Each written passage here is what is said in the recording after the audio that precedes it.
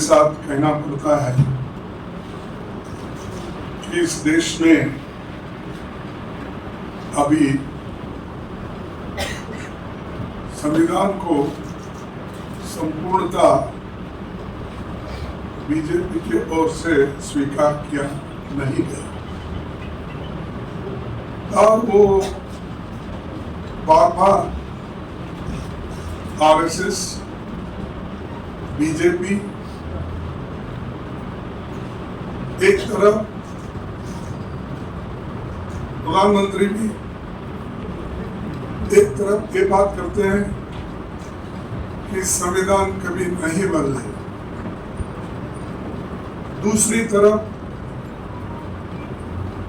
वो ये कहते हैं, उनके लोगों से कहलाते हैं कि संविधान बदलने के लिए 2/3 मेजॉरिटी होना चाहिए, इसीलिए आप 2/3 मेजॉरिटी दो, हम संविधान बदलेंगे। ये कोई मामूली आदमी नहीं बोला, ये कोई फ्रिंज, क्या बोलते हैं इसको, फ्रिंज एलिमेंट नहीं है, ये तो बीजेपी के नेता है, एमपीज हैं, आरएसएस संगठन है, ये पहले से बोलते आए हैं। आज फिर उन्होंने दोहराया, कर्नाटक में दोहराया और दूसरे जगह भी वो दोहरा रहे हैं कि इसको संविधान को बदलना चाहिए, क्योंकि वो लोग हमेशा सोशल जस्टिस के खिलाफ है और संविधान में जो सेक्युलरिज्म शब्द आया है उसके खिलाफ है। और खास करके बीजेपी और आरएसएस प्रमुख नेता जो हमारे क्या नाम, मोहन भागवत जी, ये तो रिजर्वेशन के खिलाफ है। वो हमेशा यही बात करते हैं, कभी मेरिट की बात करते हैं, कभी संविधान बदलने की बात करते हैं, कभी रिजर्वेशन निकालने की बात करते हैं। और कोई कहीं प्रश्न आया, कोई पूछे, नहीं आप तो नहीं संविधान बदलेंगे, आप आगे देखेंगे। तो ये जो मानसिकता है, मैं ये कहूंगा एक बुरी मानसिकता है। इससे देश में हंगामा मचेगा अगर आप संविधान को बदलने की बात बार अगर करते रहेंगे। एससी एसटी का रिजर्वेशन संविधान में तो दिया गया है, अब क्या बदलना चाहते हैं? ये सवाल आज पूरे देश के सामने है और हमेशा ये कहते हैं अभी भी कि क्योंकि 2/3 मेजॉरिटी होना अगर किसी के बीजेपी के एमपी और वर्करों से और आरएसएस के लोगों के मुंह से जब निकलता है 2/3 मेजॉरिटी का, यही उद्देश्य होता है कि संविधान बदलने के लिए। इसीलिए बार बार मोदी जी भी कहते हैं 400 पार। क्यों कहते हैं? अरे आप 2/3 मेजॉरिटी दे दो, हम संविधान बदलेंगे। लेकिन वो अपने मुंह से नहीं बोल रहे, किसी के मुंह से वो बोलने लगा है। नहीं तो अगर मोदी जी के पास हिम्मत है, अरे ये तो रिजर्वेशन के खिलाफ है, सोशल जस्टिस के खिलाफ है, मेरा पार्टी का आदमी अगर कोई बोलेगा उसको पार्टी के बाहर निकालूंगा, अगर ये हिम्मत करे तभी लोगों को विश्वास होता है। एक तरफ तो तुम चुप बैठते हो, या दूसरे तरफ संविधान की रक्षा हम करते हो, ये कहते हैं। तो ये जो देश में चल रहा है और उसका मकसद भारी बहुमत लेने का, संविधान बदलने का ही उनका इरादा है। और दूसरी बात, संविधान बनाने में देश को आजादी दिलाने में इनका कोई योगदान नहीं है। इन्होंने कभी कोशिश नहीं की। इन्होंने तिरंगा झंडा को भी अपोज किया। तिरंगा झंडे में जो अशोक चक्र है उसको अपोज किया, और वो आज भी अपना भगवा झंडा आरएसएस लगाते, राष्ट्रीय झंडे को उतना महत्व नहीं देते। और मोदी जी हमेशा बाबा साहब अम्बेडकर की बात करते हैं, नमन करते हैं, सब करते हैं, लेकिन उनके उसूलों को वो नहीं मानते। अगर उसूलों को मानते तो उसको जिन जिन लोग ये बात कह रहे हैं, जो जो लोग, उन लोगों को पार्टी से निकालें या उनके टिकट को बंद कर दें, या उनको बोल दो आइंदा अगर आपने ऐसा किया मैं आपको पार्टी के बाहर निकालूंगा, ये सहन नहीं करूंगा। ये खासकर गरीबों के लिए बना हुआ संविधान है, सोशल जस्टिस ये संविधान में है। और सोशल जस्टिस आप इसलिए नहीं चाहते कि मैं ये कहूंगा आप मनुवादी हैं।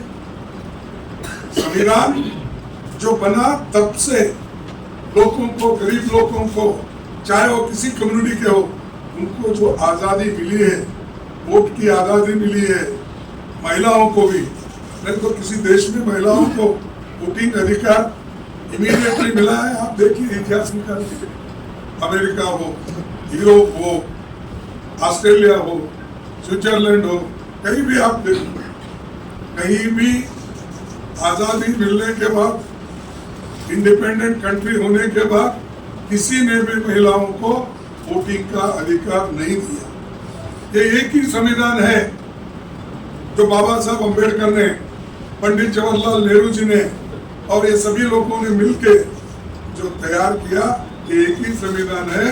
सभी महिलाओं को, गरीबों को, पिछड़े हुए लोगों को और जो वंचित लोग हैं उनको समान अडल्ट फ्रेंचाइज, सबको समान वोटिंग का अधिकार, ये भी नहीं मानते। और ऊपर से हमको पूछे तुमने क्या किया, ये सबसे बड़ा महत्व काम हमने किया, और इसको निकालने की कोशिश आप कर रहे हैं।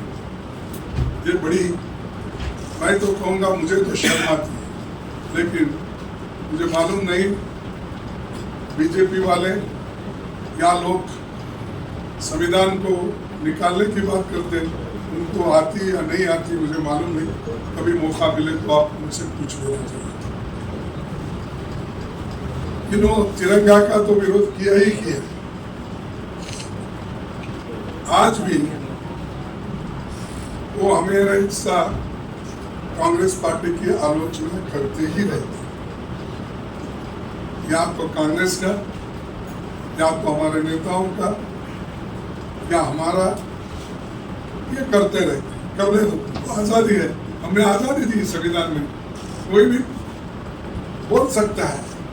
हम तो ये आजादी दिए, आपको भी आजादी मिली है, लिखने की आजादी, पढ़ने की आजादी, बोलने की आजादी आपको भी मिली है। अगर ये बंद कर लेना, अगर आपकी इच्छा है, आप भी चुप बैठिए।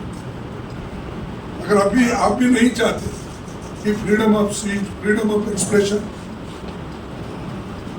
तो ठीक है, ये सब चल रहा है। उसके बाद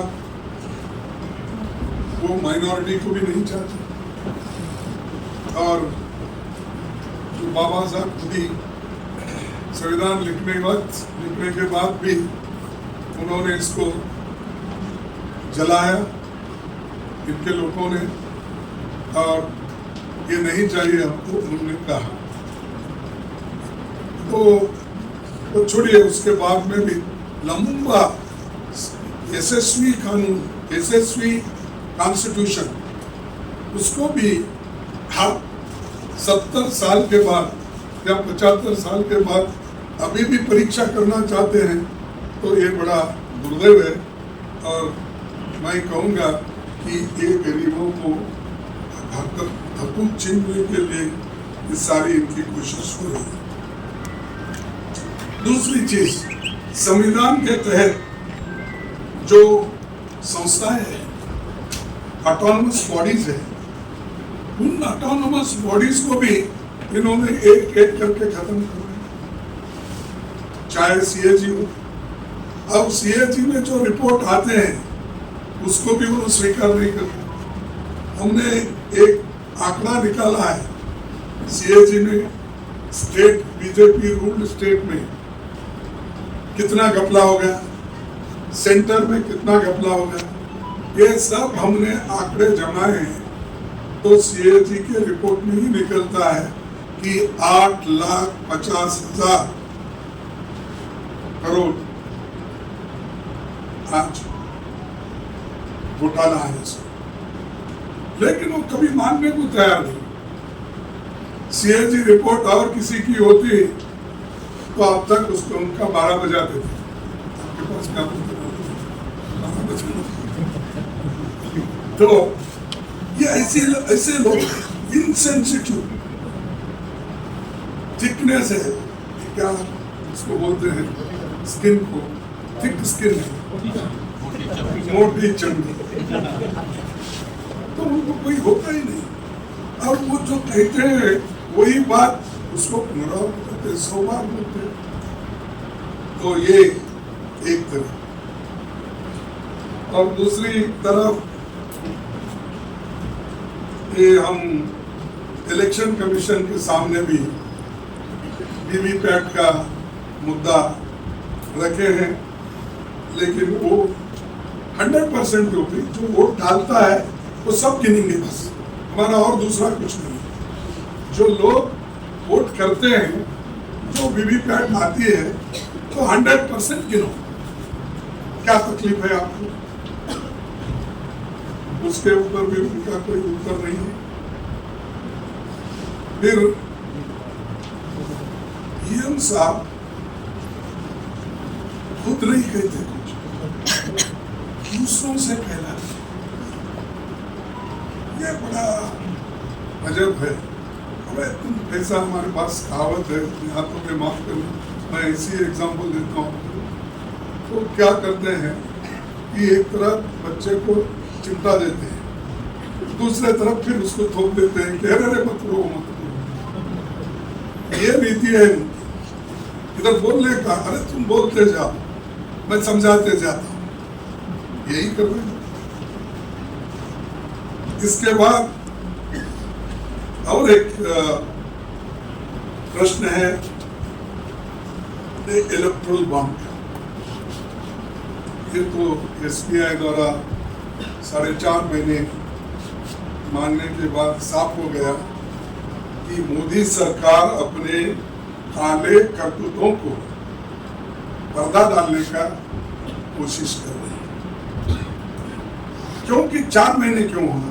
आपके पास तो डाटा है, और डाटा का मास्टर आपने किया है, और हर जगह बोलते हैं ये डाटा आने के बाद सब संख्या सभी मिल जाते हैं, और ये बहुत जल्दी ही मालूम हो जाता है हर चीज।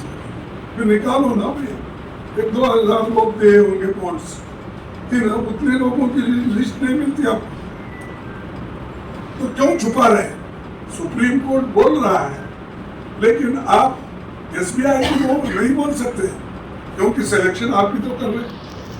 सेंट्रल इलेक्शन कमेटी का सिलेक्शन आप ही का है, सीबीआई सिलेक्शन आप ही का है। अगर हम वहां जाके अपोजिशन लीडर अगर सजेशन भी देते, एक सजेशन नहीं सुनते, फिर बहुत से बार हम डिसेंट नोट देना पड़ता है। क्यों? कि सच उनके सामने रखे, फैक्ट्स भी रखे, तो बाजू निकाल देते हैं। ठीक है, आप कैसे हैं रमेश जी, क्या है आपके? ठीक है, ठीक है, लिखो। ये मेरा अनुभव में बोल रहा हूँ, मैं भी 7-8 साल वो काम किया हूँ।